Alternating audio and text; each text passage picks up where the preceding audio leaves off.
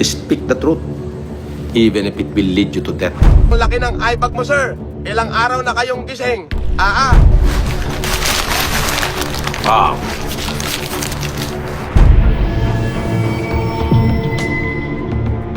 Hi everyone! Itong mga sinasabi ni Norman Enidoro ay kinuha pala niya sa mga movies. At nahuli na ang sinasabi ni Norman Enidoro ay ginaya niya lang pala. Sa video na ito ay panoorin natin ang panggagaya ni Norman Enidoro. Panoorin natin ang video na ito. Nagumpisa ang video sa English ni Norman Enidoro na parang feeling matalino. Kahit buhay pa ang kapalit nito. Sabi ko nga, speak the truth. Be without fear in front of your enemy. Speak the truth, even if it will lead you to death. Yan. Dito ay lumalabas na ang sinasabi ni Norman Enidoro ay sa movie na Kingdom of Heaven. Huli ka, Norman Enidoro. Be without fear in the face of your enemies. Be brave and upright that God may love thee. Speak the truth always, even if it leads to your death. Speak the truth, even if it will lead you to death. Safeguard the helpless and do no wrong. That is your oath.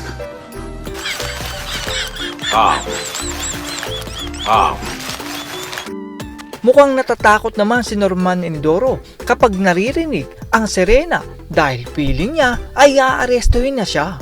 Food Genius Group na pinamumunuan mo. Akala ko ba for awareness kayo? Di ba? Di ba?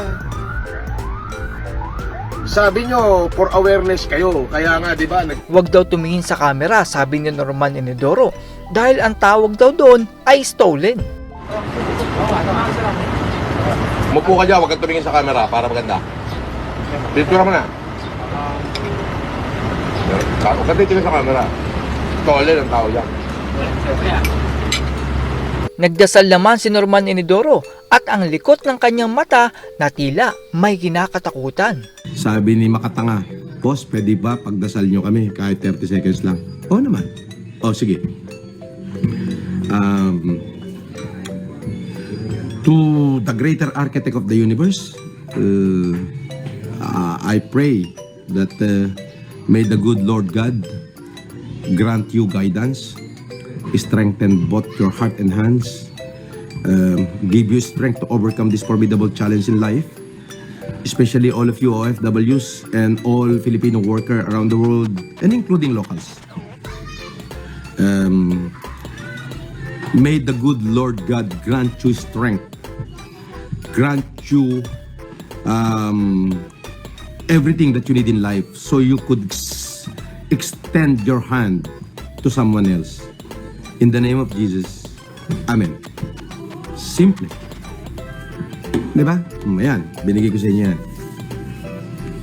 At ang pinaka-the best prayer daw is, sinabi ni biblically speaking is yung dasal mismo ng Our Father who are in heaven, hallowed be thy name, your kingdom come, thy will be done on earth as it is in heaven. Thank you, Lord. Ang eyebag naman daw ni Norman Enidoro ay sa sobrang tulog. Sabi ni Greco, ang laki ng eye bag mo, sir. Ilang araw na kayong gising. Asan ka ang eye bag? Ikaw naman. Eye bag yung katutulog. Oo. Pinagpalit naman ni Norman Enidoro ang kasikatan at karir sa eleksyon, pero alam naman nating lahat na hindi naman siya mananalo. Ngayon, gagastos ang gobyerno ng daan-daang milyon para lang isama ang aking pangalan sa balota. Sabi ko, ano ba?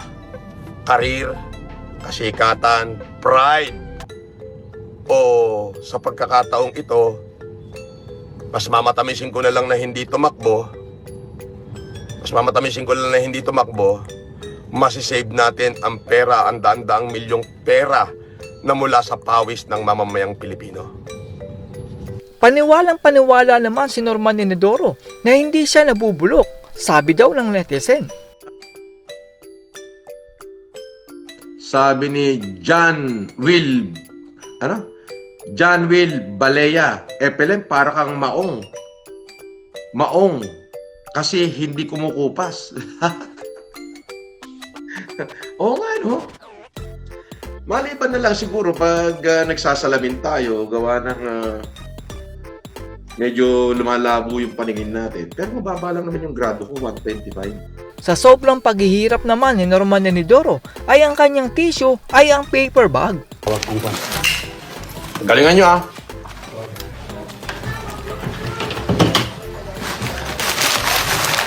Ah.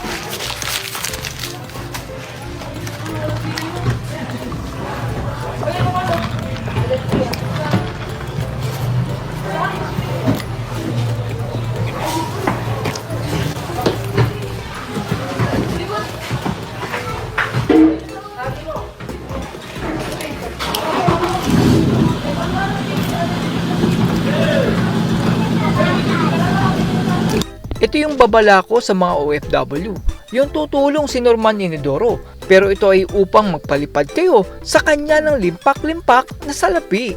Pero, ganun pa man, bukod doon sa mga malalaking event natin kung saan talagang malaki yung gastusan, ay susubukan pa rin natin ito, yung mga inyong mga super chat na makapaghatid tayo ng tulong doon sa mga taong nakalimutan na ng lipunan. Maliit man o malaki yan, ang importante doon ay naalala natin sila. Sumama naman ang loob ni Norman Enidoro dahil tila pinapasuko na siya ng netizen. Oh, meron dito. Sabi, kabayo, sumuko ka na.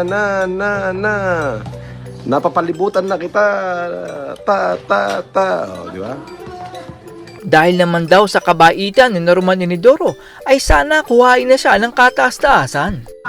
Oo, sabi ni Madam All In, congrats, ang bait mo. Tao, sana kunin ka na ni Lord. Ah, hindi pa. Oh, hindi pa. Oh. Pero kung sakaling kukunin niya ako, okay na ako. Tuwang-tuwa naman si Norman Enidoro sa dami ng palipad na kanyang natanggap. Paldo na naman si Norman Enidoro. Lahat ho nang nagpalipad. Ngayon na ho yung araw na sisimulan kong ibahagi yung inyong mga ipinadala through hates. Yes, ipinadala through support or through hate. O kahit na nagpadala kayo, minura nyo ako, okay, namura nyo na ako, nakatulong pa kayo. Ibibigay ko yung credit nito sa inyo. Hindi ko po ito aangkinin. Okay? Pinapayagan daw ang masamang salita ni Norman Enidoro at dahil lang daw iyon sa pagkabigla. Uy! Sinabi na Supreme Court, yung putang ina mo, hindi yan cyber libel. Oo, sinabi ng Korte Suprema yan.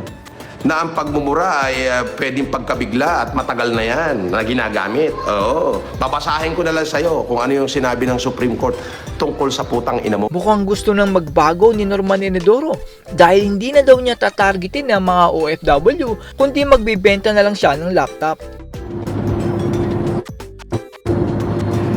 Yung mga bibili ng laptop yung mga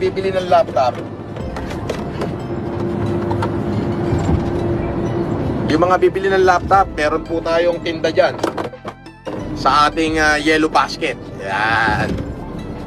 At least tayo nagtitinda, hindi tayo nang bubudol ng OFW. Di ba? Tila kinakabahan naman si Norman Enidoro dahil sinundan ang kanyang sasakyan pero tamang hinala lang siya. Sige. Matanda ang driver, babae, lalaki? Lalaki.